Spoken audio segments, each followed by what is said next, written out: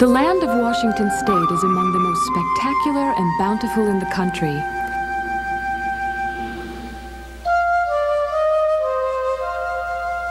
It's land that has sustained generations of Native Americans.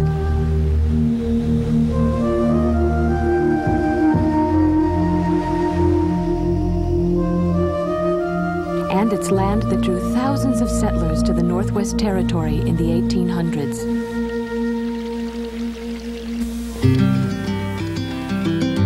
The immigrants settled farms and built communities. Seduced by the opportunity they saw in the new territory, they aggressively pursued claims of ownership to Native American lands. But to the Indians, every hill, every river, every rock of their homeland was sacred. The white man's idea of giving up land for money was sacrilegious. But the territory was being rapidly settled. Isaac Stevens, the first governor of Washington, pressured the Indians to sign treaties, to sell their land. When they resisted, he threatened they would walk in blood knee-deep. One of the first treaties was signed in 1855 by the coastal Indians, costing them almost all of their tribal lands. Emboldened by his success, Governor Stevens summoned the powerful tribes of eastern Washington. Over 6,000 Indians from every corner of the Inland Empire gathered in response. With the threat of war hanging over their heads, the Indians gave in. They signed the treaty. And in doing so, they gave up 47,000 square miles of their homeland, land their ancestors had roamed for more than 12,000 years.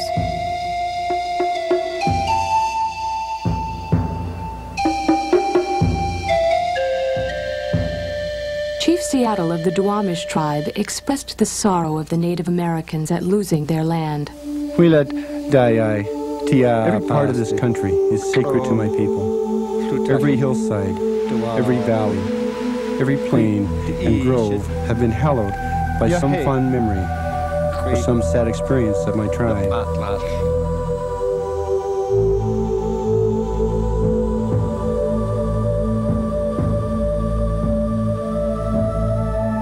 A way of life deeply rooted in the land was torn apart by the treaties as the Indians were moved to reservations. The white man will never be alone.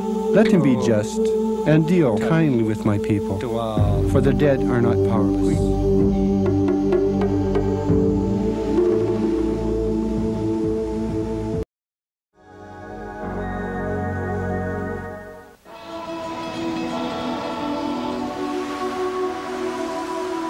Imagine a time before cities or highways, before factories or farms, a time when the land of Washington State belonged to the Native Americans.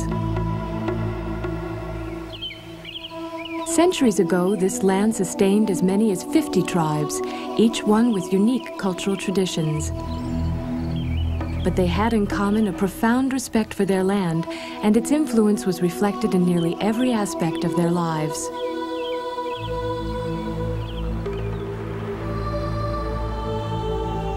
Native American life in the Northwest evolved around two dramatically different landscapes.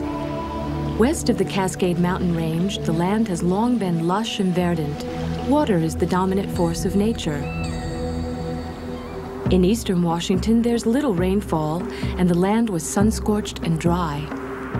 The natives who lived on the high plains of eastern Washington are now called the Plateau Indians. Their culture reflected the austerity of their land. Much of their time was spent wresting food from the barren terrain. Roaming was essential. The Indians dug for roots and hunted game along the prairies and plains.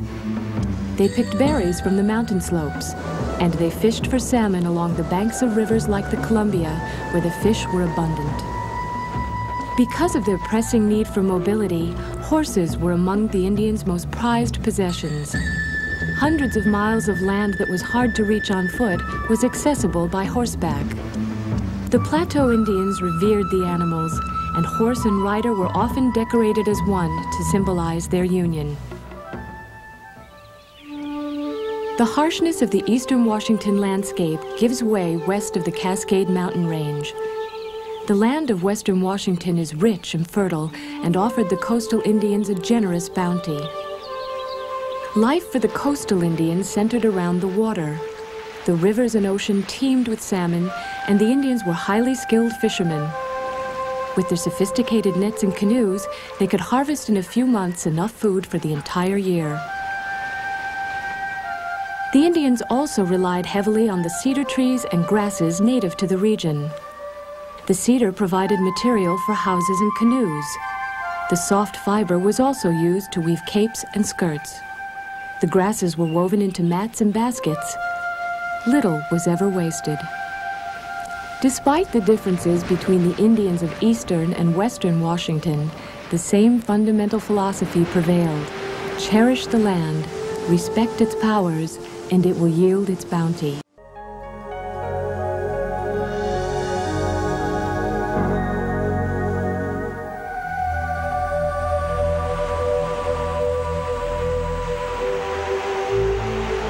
Years ago, along the coastline of the Pacific Northwest, the native inhabitants had their first encounter with white men when a Spanish ship dropped anchor a few miles offshore. It was the first in a long string of incursions into Native American territory and the start of a bitter and protracted struggle that has spanned the centuries.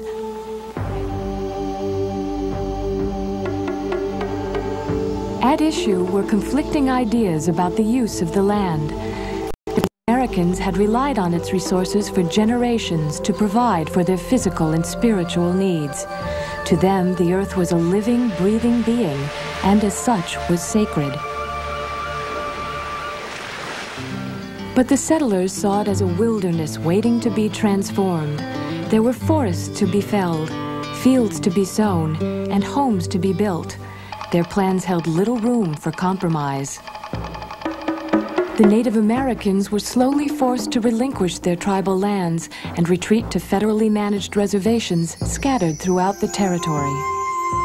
It was a move that nearly destroyed the Indian way of life. Diverse and sometimes hostile tribes were crowded together on small reservations, often far removed from their homelands. The mobility necessary for hunting, gathering, and fishing was severely limited.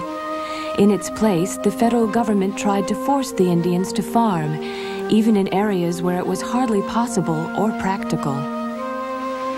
Coastal tribes that had relied on the abundance of the ocean were forced to grow potatoes in the barren and rocky soil of the Olympic Peninsula. Huge tracts of valuable timber had to be cut and burned by the Indians of Puget Sound just to clear the land for planting. And if their farming efforts failed, the Indians ran the risk of losing the reservation land to white homesteaders. Nor were their cultural traditions left unassaulted. In an attempt to assimilate the Indians into white society, native ceremonies and customs were discouraged and in some cases banned. Children were often removed from their homes and sent to boarding schools where they were strictly forbidden to speak in their native tongue and taught nothing of their heritage. Entire generations of Native Americans were dislocated, both physically and spiritually, from their land and culture. But although the lands had been lost and the reservations had become a permanent part of their existence, the Indian way of life was too deeply rooted to be severed altogether. Slowly, over the course of decades, a renewed pride in the ancient ways has flowered, and more Native American children are again being taught the ways of their ancestors.